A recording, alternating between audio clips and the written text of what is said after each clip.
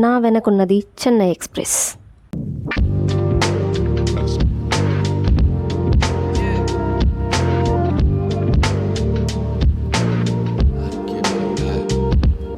Hello cuties, పొద్దున్నే 6 గంటలు అవుతోంది. మనమైతే తిరుపతి రైల్వే స్టేషన్లో చెన్నై ఎక్స్ప్రెస్ కోసం వెయిట్ చేస్తున్నాం.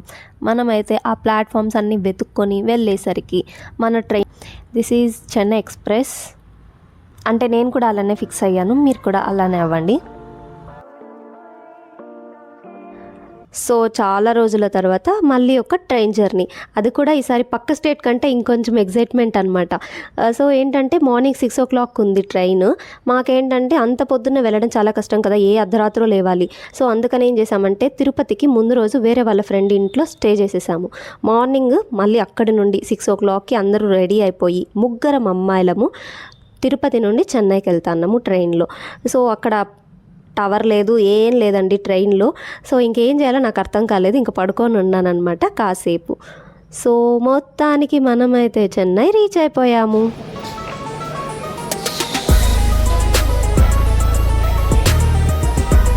నేనైతే చెన్నైకి రావడం ఇదే మొదటిసారి అండి.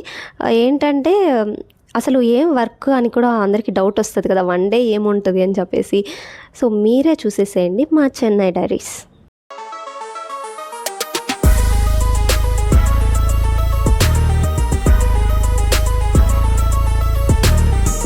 ఒకప్పుడు ఏంటంటే నాకంటూ ఒక రూమ్ ఉండాలి, నాకంటూ ఒక సెటప్ ఉండాలి, నేను వర్క్ చేసుకోవడానికి ప్రశాంతంగా అని చెప్పేసి మైండ్లో ఉండేదన్నమాట ఎప్పుడు. తర్వాత నేను ఎప్పుడైతే ఎక్స్ప్లోర్ చేయడం కానీ బయట తిరగడం స్టార్ట్ చేశానో అప్పటి నుండి ఓకే పలానా ప్లేస్కి వెళ్ళాలి, లీవ్ దొరికిందా ఓకే, లీవ్ దొరకలేదా ల్యాప్టాప్ ఎత్తుకొని వెళ్ళిపోవడమే. సో అదే అనమాట జరుగుతుంది ఇప్పుడు కూడా. సో ఇదైతే లోకల్ ట్రైన్లో మనం వేరే స్టేషన్కి వెళ్ళాలి, సో అందుకని లోకల్ ట్రైన్లో వెళ్తా ఉన్నాము. మనకైతే ఇక్కడ అడ్రస్లు కానీ ఇలాంటివి ఏం తెలియదు అనమాట.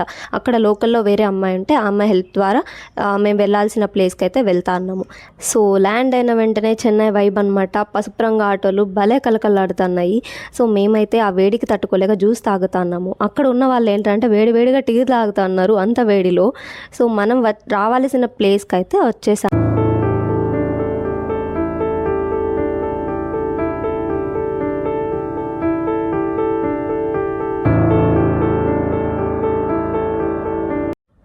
సో అక్కడికి వెళ్ళాక అక్కడ మ్యాక్స్ ముందర కూర్చొని ఉన్నాం చూడండి, వెనకాల డామినోస్ కూడా ఉంది. చాలా బోర్ కొడుతుండే, ఏం చేద్దామని చెప్పి ఆలోచించి మ్యాక్స్లోకి అలా ఒకసారి షాపింగ్కి వెళ్దామని వెళ్తున్నాం. కలెక్షన్ మాత్రం చాలా అంటే చాలా బాగుంది, కానీ రేట్లు మాత్రం చూసి కోలుకోవడానికి చాలాసేపు పట్టిందనమాట. చిన్న పిల్లలకి ఒక రేట్లు ఉన్నాయి చూడండి, పెద్దవాళ్ళకన్నా ఈజీగా కొనేయచ్చు అనిపించింది. బుజ్జి టీషర్ట్లు, బుజ్జి ఫ్రాకులు ఎంత క్యూట్ ఉన్నాయి చూడండి. అసలు నాకు అందుకే ఎక్కడికన్నా కానీ షాపింగ్కి వెళ్ళినా ఇలాంటి మాల్స్కి వెళ్ళినా కానీ చిన్నపిల్లల బట్టల దగ్గరికి ఈజీగా వెళ్ళిపోతాము, అట్రాక్ట్ అయిపోతాం కదా. సో అలా చూస్తా ఉన్నాం అనమాట మొత్తం.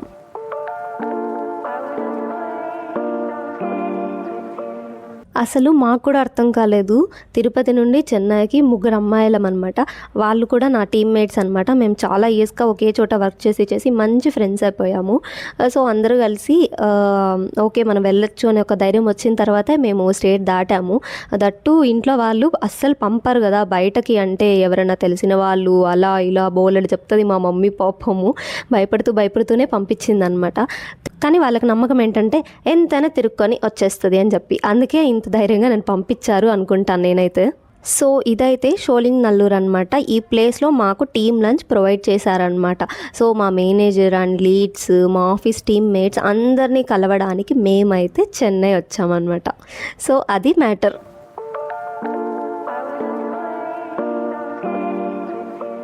మా టీం అందరూ ఏంటంటే మాకు వర్క్ వచ్చినప్పటి నుండి ట్రైనింగ్ వర్క్ మొత్తం అసలు వర్చువలే అనమాట. ల్యాప్టాప్స్ కూడా ఇంటికి పంపించేశారు, అసలు ఆఫీస్కి వెళ్ళిందే లేదు. సో ఇంకా మేనేజరు, లీడ్స్, టీమ్మేట్స్ ఎవరిని మేము కలిసింది లేదనమాట. ఇదే మొదటిసారి, అది కూడా అందుకే చెన్నై వచ్చాము ఇంత దూరం కూడా. సో మేమందరం ఇదే మొదటిసారి కలవడం. బట్ స్ట్రేంజ్ ఫీలింగ్ అయితే అస్సలు రాలేదు. చాలా బాగా కలిసిపోయాము, మంచి టైం స్పెండ్ చేసాము, ఫొటోస్ తీసుకున్నాము, మా మేనేజర్తో మంచిగా మాట్లాడాము. సో చాలా బాగా అనిపించింది అనమాట. ఇంకా మంచిగా ఫొటోస్ అండ్ వీడియోస్ తీసేసుకొని అందరికీ సెండ్ ఆఫ్ ఇచ్చేసాము. బేసికలీ అందరూ కలిసి ఒక ప్లేస్కి వెళ్దామని ప్లాన్ చేసుకున్నాము. బట్ సో అందరూ ఏంటంటే వాళ్ళ ఇంటికి వెళ్ళడానికి రిటర్న్ టికెట్స్ ఇవన్నీ బుక్ చేసేసుకున్నారండి. ఎవరికి టైం లేదు. ఇక మేము కూడా డిసప్పాయింట్ అవ్వలేం కూడా. సో ఏం చేసామంటే ఓకే మనం ముగ్గురమే వెళ్దామని చెప్పేసి మేమైతే ప్లాన్ డిసైడ్ అయిపోయి వెళ్ళిపోయామన్నమాట. ఏదైతే అదైంది, ఇంత దూరం వచ్చిందే దానికోసం.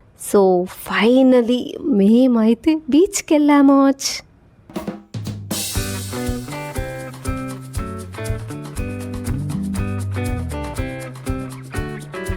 ఈ బీచ్ ఏంటంటే పాండిచ్చేరి బీచ్ కంటే ముందు వెళ్ళిందనమాట. అప్పుడప్పుడో వెళ్ళాం కదా, దాని తర్వాత అంటే చెన్నై బీచ్కే. సో అంత ఎగ్జైటెడ్గా వెళ్ళాం మేము. మన పాండిచ్చేరికి వెళ్ళిన తర్వాత ఈ వీడియో ఉందని గుర్తొచ్చింది, అందుకని ఎడిట్ చేసి ఇప్పుడు పెడతాను.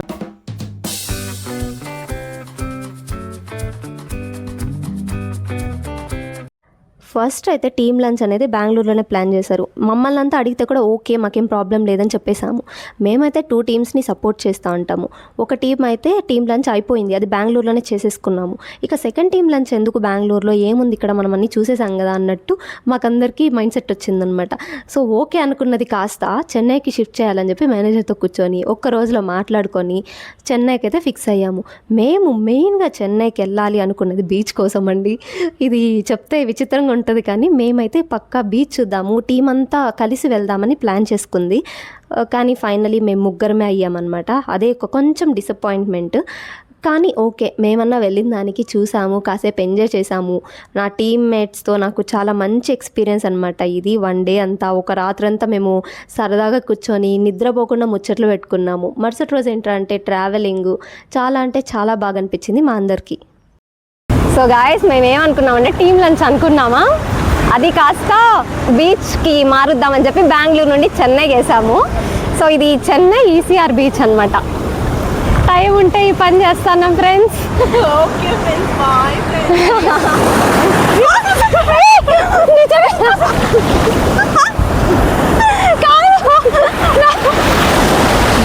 నా లైఫ్లో నా స్కూల్ డేస్ చాలా బాగా ఎంజాయ్ చేశాను అనమాట. మొత్తం గర్ల్సే కాబట్టి మామూలుగా ఎంజాయ్ చేయలేదు మేమైతే. దాని తర్వాత అంటే ఇంటరు డిగ్రీ అంత చదువుల్లోనే పోయింది, అది ఎప్పుడు అయిపోయిందో కూడా తెలియదు. ఇంకా బాగా ఎంజాయ్ చేసామంటే ఎంసీఏ చేసినప్పుడు చాలా బాగా ఎంజాయ్ చేసాం. మా ఫ్రెండ్స్తో కూడా మేము బాగా వెళ్ళిందే తక్కువ రోజులైనా కానీ ఫుల్ ఎంజాయ్మెంట్ మోడ్లోనే గడిచిపోయింది ఎంసీఏ కూడా.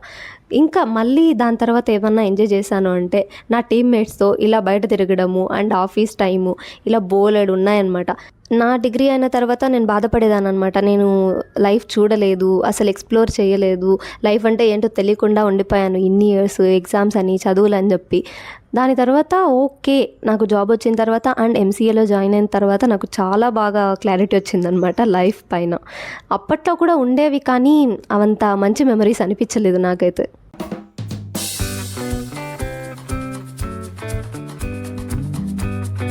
మన బస్కి అయితే ఇంకా టైం ఉండదు. సో చేపలు చూద్దామని చెప్పి వెళ్ళామా, మంచి పెద్ద పెద్ద చేపలన్నీ కాలుస్తా అన్నారు. మా వాళ్ళు అసలే ఆ రోజు వెజ్ ఎవరు తిననన్నారు. సరే అని చెప్పి నేనైతే చిన్న చేపలు ఒక 2 చెప్పుకున్నాను. మంచిగా కాల్చి ఇచ్చేసారనమాట, చాలా బాగున్నాయి. అక్కడేవో గేమ్స్ ఉంటే మా ఫ్రెండ్ మంచిగా ట్రై చేద్దాం ఉండండి అని చెప్పి చేస్తా ఉంది. తను అనుకున్నది వచ్చిందనమాట. సో తను హ్యాపీ, మేము హ్యాపీ. ఇంకా కాసేపట్లో బస్ అయితే ఉంది, మనమైతే వెళ్ళి ఇంటికైతే సేఫ్గా వచ్చేసాము, నో ప్రాబ్లం.